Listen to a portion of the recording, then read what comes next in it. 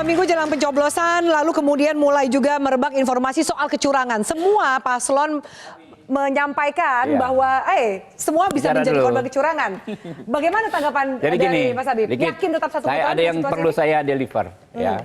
Ketika George W. Bush mendukung McCain melawan Obama, ketika Obama mendukung Hillary melawan Trump, itu bukan persoalan satu partai atau beda partai. Ya. Persoalannya adalah bagaimana visi misi gagasan besar yang dianggap sudah berjalan bisa dilanjutkan. Gagasannya adalah keberlanjutan. Ya, kenyataannya ya kan? satu partai. Kenyataannya satu partai. Itu bukan substansi. Jadi gini, makanya kan kita harus bedakan yang substansi dengan yang tidak. Gitu. Ya, nah ini kan ciri-ciri orang yang lemah dalam disiplin berdiskusi. Keberlanjutan itu visi misi partainya. Boleh saya ngomong dulu? Ya salah. Kita itu kalau ngajarin junior diskusi itu harus bisa membedakan yang substansi dengan ya silakan ke substansinya. Ini gambaran debat yang terakhir dikeroyok. Substansinya adalah ya, potensi abuse of power, ya kan yang disebut tadi cawe-cawe, dukung-mendukung. Nah, alasannya ya kan apakah karena alasan personal satu partai atau bukan dua partai atau keluarga estafet. Ya, tetapi keberlanjutan. Kalau waktu George Bush kan keberlanjutan mereka hajar teroris, ya kan setelah 9/11. Begitu juga Obama soal keberlanjutan. Nah, itulah yang kemarin ketika Pak Jokowi ngomong cawe-cawe disalahartikan. Kita kan kalau bicara ujaran itu kan harus jelas teks dan konteks.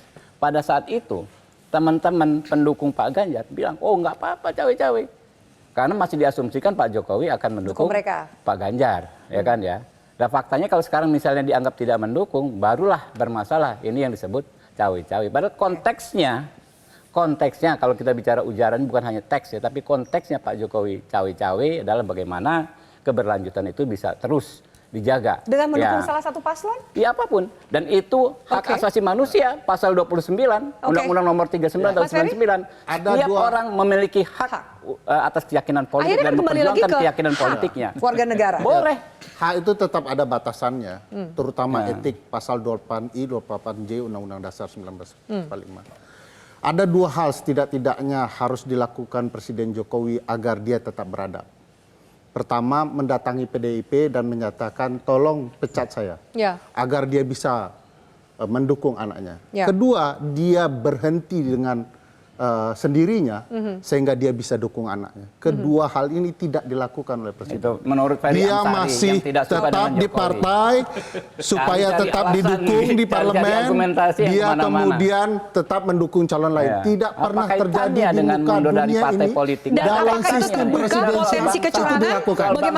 Bagi saya potensi kecurangan. Data penelitian kami soal potensi kecurangan itu berimbang dengan apa yang disebut di dalam undang-undang data yang dasar, sangat subjektif. pasal 6A Saya kemarin ayat 3 udah berapa undang-undang kali kok dasar. buka data kok Di dalam potensi pasal kecurangan 6A yang merugikan ayat kami. 3 undang-undang dasar terdapat tiga syarat agar satu ini putaran. orang juga melanggar Dia khawatir pasal 412. dengan kebenaran yang ingin saya sampaikan. Pertama, datanya apa Mas Ferry? Biar harus bisa memenuhi kecurangan yang merugikan kami nggak pernah dibuka sama orang ini. Ya, orang ini udah berpihak. Sekarang Presiden sudah menempatkan penjabat-penjabat kepala daerah yang kalau dirunut dengan data DPT jumlahnya itu 102 juta. Persis setengah jumlah DPT. Presiden juga sudah menempatkan 20 penjabat gubernur. Persis kebutuhan provinsi untuk setengah jumlah provinsi lebih untuk memenangkan satu putaran. Jadi semua sudah dirancang curang dan kemudian tanpa adab mendukung sesuatu yang tidak patut. Justru menuduh tanpa data, tanpa bukti. Itu data saya, ada penelitiannya. Silakan balas penelitian dengan penelitian. Satu putaran, Mas Ferry. Silakan balas penelitian. Gantian. Baik, silakan. Gantian. Jadi kita kalau mau bandingkan sama Amerika, kejauhan. Amerika itu check and balancesnya sudah kuat, ya, infrastruktur pelembagaan negaranya sudah bagus, dan di sana nggak ada bansos. Jadi presiden di sana tuh nggak bagi-bagi bansos BLT, beda derajatnya. Jadi kalau kita membandingkan Indonesia sama Amerika, itu membandingkan apel sama jeruk. Nggak nyambung itu. Nah karena itu menurut saya kita lihat aja kita ini sekarang, setiap orang punya hak. Tapi hak itu bisa hilang karena kewajibannya. Contoh TNI Polri sebagai warga negara dia punya hak, tapi hak pilihnya hilang. ASN Apalagi presiden yang mengendalikan Semuanya. ini. Kenapa kemudian dia bicara hak terus? Bang Kewajibannya tidak ada kita itu. Bang Andi, menurut saya boleh disandingkan karena sistemnya sama.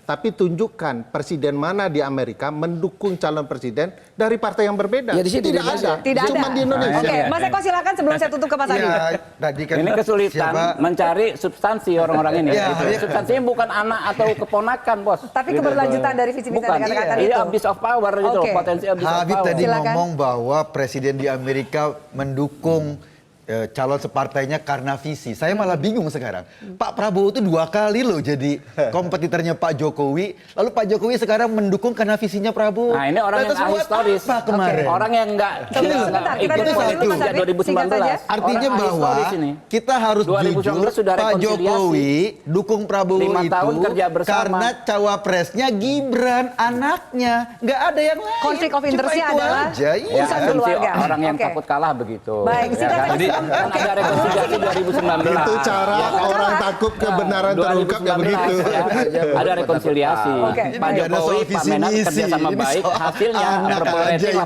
80%. Terlalu gitu simpel. loh. Baik, ini bukan urusan satu bilang soal anak dan keluarga, satu bilang soal kalau saya sederhana hubungan sih. sama Gibran. Udahlah. Yang Baik, kita kalau saya takutkan sederhana. itu, Dan yang kita takut takutkan kalah. itu bukan Gitu. kalah, yang kita takutkan itu menang. Oke, singkat Mas Adi sebelum saya tutup acara ini. Iya. Terima kasih, silakan singkat Mas Adi. Bagi saya sederhana ya, Nggak bahwa berani yang kita menang, bicarakan malam hari ini terkait dengan Presiden Rasa Tim Ses dan seterusnya. Ini semua untuk kepentingan pemilu 2024, bukan yang lain, bukan politik kebangsaan, bukan politik kenegarawanan. Bagi saya itu Nggak bukan. ada. Tapi Ya, silakan ujung-ujungnya aja. adalah soal kalah dan menang, soal apakah satu putaran Ya, dan 2 sama putaran. lah. Itu saja. Oke. Kalau bicara tentang politik kenegarawanan, saya kira setiap diskusi kita layak untuk bikin makalah sebenarnya. Oke, Supaya baik. bisa kita preteli apa isi pikirannya dan tidak Dan sepotong-sepotong. terakhir ingat di Baik. diskusi apapun kita nggak bisa kita cegah juga dia jalan gitu. Oke, Nggak bisa kita baik. cegah. Kita lihat bagaimana Kalau perkembangannya. ada perkembangan 2 hukum, minggu tinggal lapor jelang ke Bawaslu. hari H, Nggak tanggal ada 14 Februari. perkembangan. Terima kasih banyak Bapak-Bapak untuk diskusi kita. Baik, pemirsa, pemilu tidak hanya sekedar berebut suara untuk mendapatkan kuasa. Lebih dari itu ada nilai dan moral yang melekat dalam setiap proses demokrasi yang tengah dijalani. Kepentingan pragmatis dan cara manipulatif akan selalu ada, namun jangan sampai Anda tergoda. Memilah dengan matang sebelum Anda memilih, karena tidak hanya pemimpin, bangsa ini tengah mencari sosok tauladan yang mampu menyatukan semua lewat sikap dewasa dalam bernegara. Saya Afian Met undur diri. Terima kasih. Sampai jumpa.